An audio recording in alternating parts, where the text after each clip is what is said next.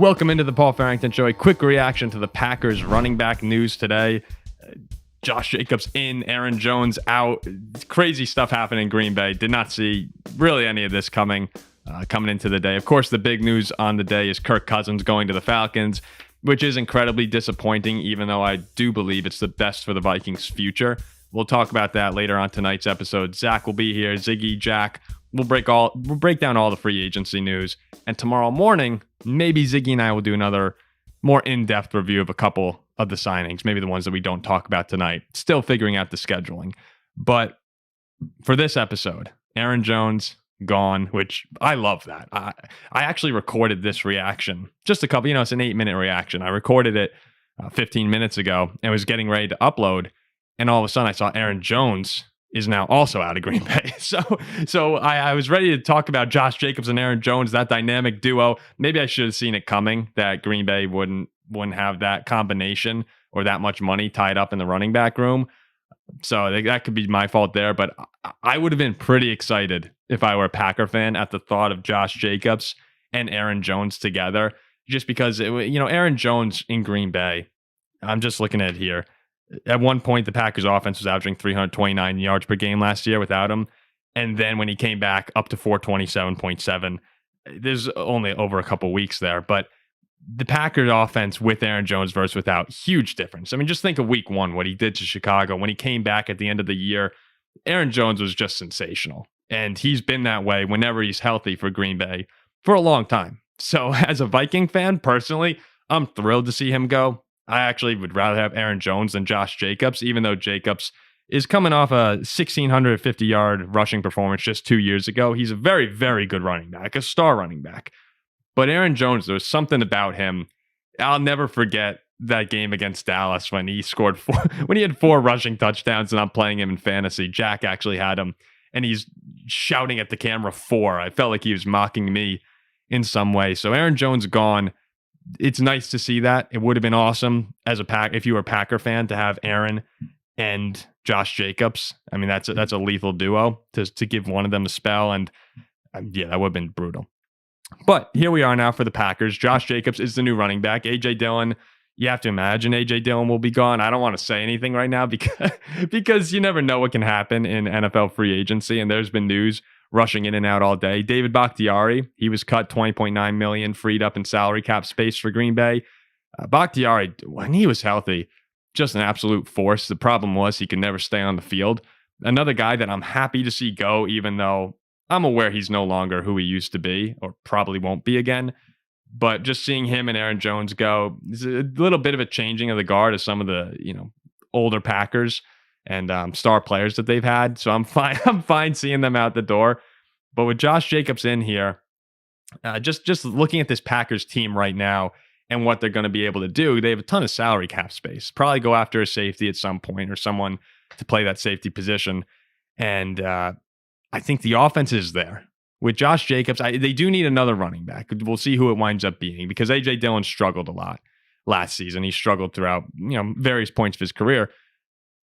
Go get that second running back. Don't have to go crazy there. Just someone to complement Jacobs, who's been hurt. That's just something you have to worry about. But top to bottom, young receiving core, great talent. We've talked at length about them. Between Watson, Wicks, Reed. I mean, there's so many good players on that Packer offense in the receiving room right now. I haven't. Bo Melton was an awesome 5 this year at one point, which is just absurd. Who am I forgetting? There's Wicks, Reed, Watson. I'm forgetting one of them. I can't believe I'm forgetting his name. But then you have an O-line that I think is serviceable. You could go and get a couple more pieces, maybe a stalwart left tackle there. But the offensive line looked good last year. And then, of course, it all centers around Jordan Love. And at the end of the day, that's what matters. Is Jordan Love going to be able to replicate the second half of last season or perhaps elevate to another level, which is certainly on the table? That's what it comes down to. If you get great Jordan Love, and I've said this multiple times, if you get him to go up a level, which is, I think probably going to happen. Now we're talking about a team here that has Super Bowl potential. And the nice thing about going and getting Jacobs, because after releasing Jones, a huge hole at running back, now that you have your running back, Gutekunst can turn his attention to the defense and say, hey, Jeff, let's fill this thing out here. Let's get your safety. In the draft, we'll find anyone best player available who can make plays. I love in the draft when you're able to just go after someone who is a football player. I've always felt that it makes sense. People question all the time, oh, can this guy, he has some off the field problems. Can this guy stay healthy? There are certain people, who are just football players. I always thought with Tyrann Mathieu, I think he fell to the third round. It was insane to me. Like, that guy's good at football. And Green Bay has shown a pretty good ability in the draft at times.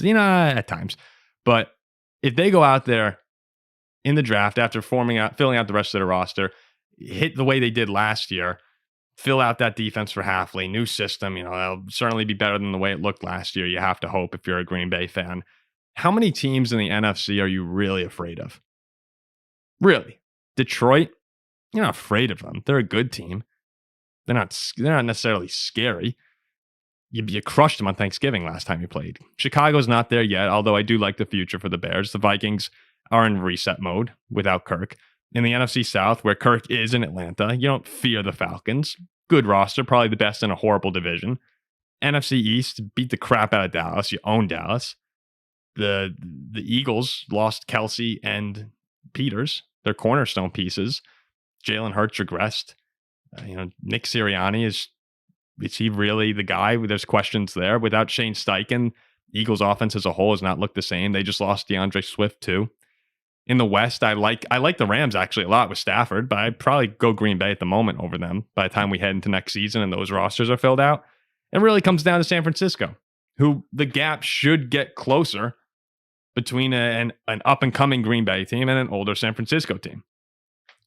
So I do think at this point in time, it's a perfect time to be a Packer fan because their roster is young. It's getting better substantially. And the rest of the NFC is incredibly weak. You just have to be able to get over that 49ers hurdle. It's disappointing to see how much things are coming together in Green Bay. I would have been a lot more nervous if they had kept Jones in terms of their offense as a whole. This doesn't change the game as much for me now, where if you had the two of them being able to give each other rest, and that's where I would have been a little more concerned about the offense. So I was happy to see the Aaron Jones release news. But yeah, that Green Bay team, I mean, they're going to make a lot of noise this season. And there's a lot more to come, of course. It's funny, I'm recording this reaction here, and something can break. I have to re-record the video. It's like that's the kind of day it is where you almost have to wait for the dust to settle. But I did want to get something out on the Packers because it was an unexpected move to see Josh Jacobs. And then it made a little bit more sense, actually a lot more sense after the Jones news came out. But yeah, it's a good time to be a Packer fan. And we'll have more reactions. As I said, Ziggy will be here, Jack, Zach, the whole crew breaking down what we saw today. We'll talk more about Green Bay, I'm sure, in the mailbag. Probably touch on this news again. But we'll be back soon with a lot more breakdown of just a wild day in the NFL. So thanks for tuning in, and we'll be back later.